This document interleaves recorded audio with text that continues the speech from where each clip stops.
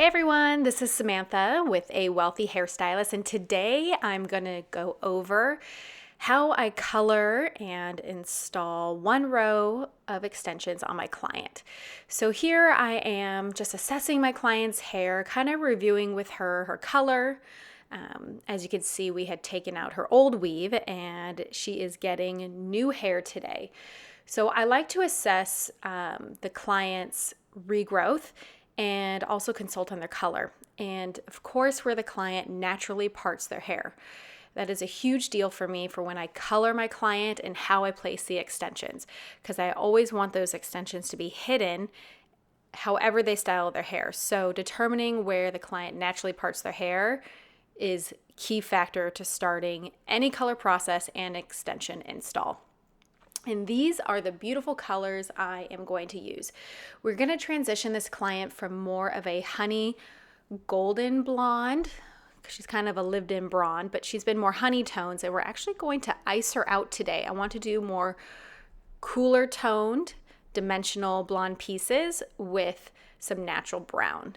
So with the wefts, we usually get those colored first while I work on my client's color personally. So the wefts are always shadow rooted to blend into my client's natural root color.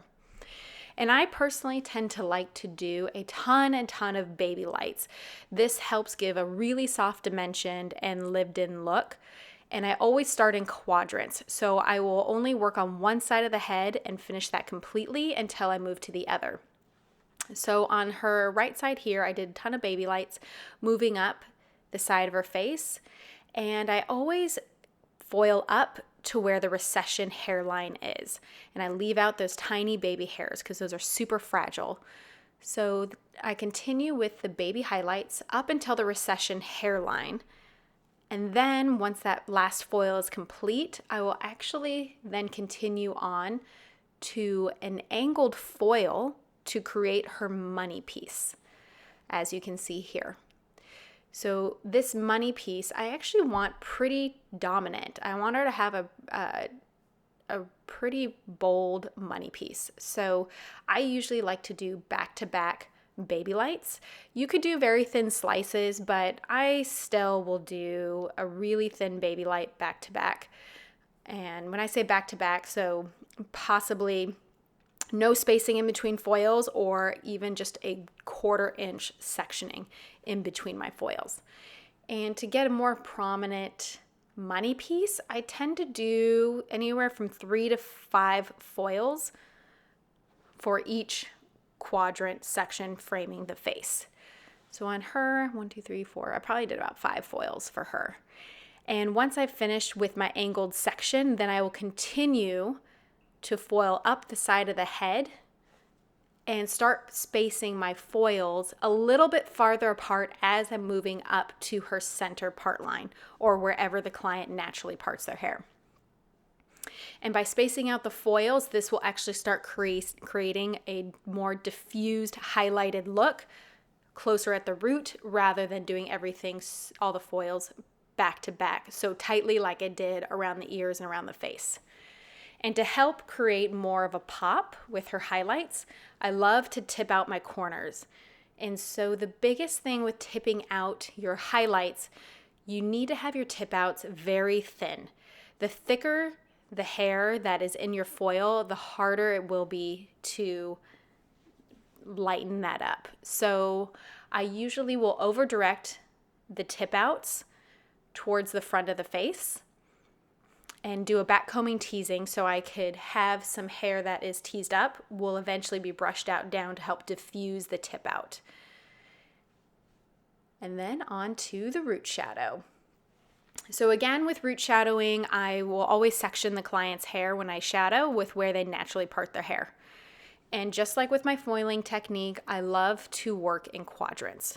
So I usually will root shadow where this hairline part is, and then start in the back and work my way up. I will section usually 1/2 inch to inch sections. For her root shadow, I'm doing shades 5N. And I usually let this sit for about 7 minutes because I like a soft melt. I don't really like full coverage of the highlights. I like a kind of a soft gradient from what her root color would be into the melt, into the highlights. If you really want full coverage on your root melt, then I would leave it on the full 15 to 20 minutes. But I like just to tint the highlights a little bit darker so it has a pretty melt. And again, I work from the back of the head and I actually move forward. So that way the money pieces and around her face and her hairline gets root shadowed less. So technically the root color is not on there as long, so it stays a little bit brighter around her hairline. Again, moving in like 1/2 inch to inch sections. Also, this depends on just your client's density. I left out her money piece because I'm going to shadow root that last once I finish with this section. And this also can be customized for you. I tend to shadow root about 1/2 inch to an inch. If your client doesn't want to be as rooty, then just shadow root a 1/4 inch to 1/2 inch. And obviously, with how you melt the hair and brush it down, this will kind of determine how big of a melt you do on your client. So this is all customized to you. My client wants a little bit of a rootiness, so I'm brushing her shadow root down about an inch. And then moving forward to the front of the hairline with her money piece, I'm actually tapping her root area a little smaller than what I did on the sides because I really want that money piece highlight in the front to pop.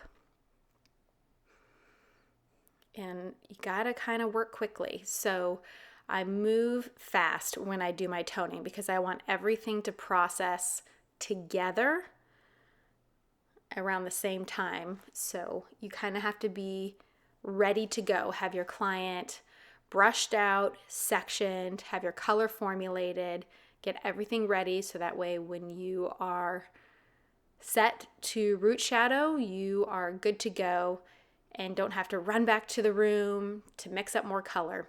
So once I finish one side, I move on to the next. And when you look at the back of her head, I actually like to create what you call a teardrop shape.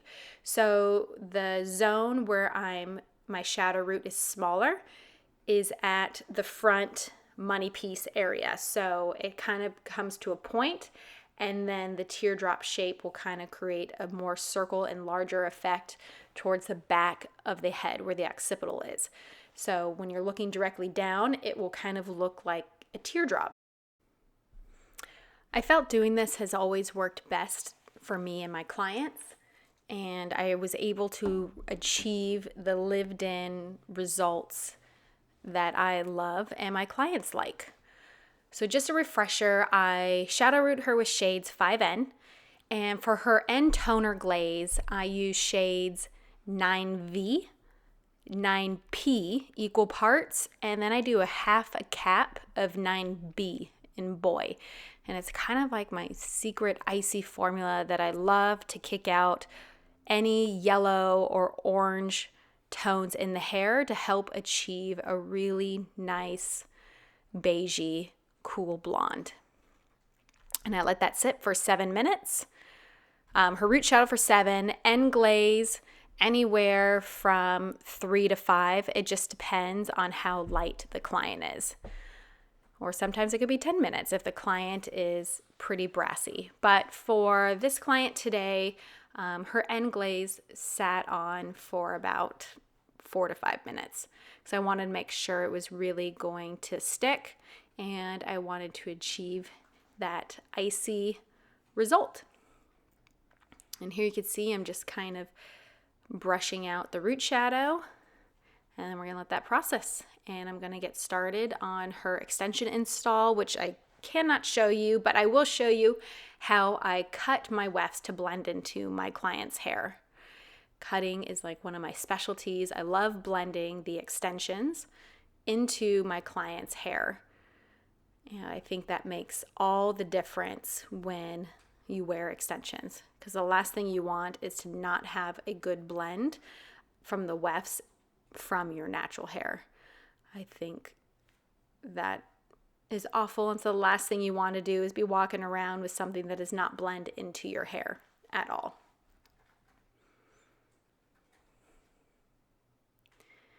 So when blending extensions, I tend to do like micro cutting. I etch out little tiny layers around the face. I like to blend in with starting from their fringe, or where their longest, or I should say their shortest piece around their face is falling. As you can see, she has a longer bang, but I definitely want a lot of movement. The last thing you want is heavy, heavy layers on the back of the head and around the face. You definitely want everything to move. I lived in extensions, so a little bit more piecey, a little bit more textured, and I thin them out a little bit. So that's why I tend to always like to place in a weft or two more than normal, so that way I have room to cut in and shape the wefts to what I really want and need. The blend is key. Key. So as you can see here, I'm layering from her top natural layer into the wefts on the bottom.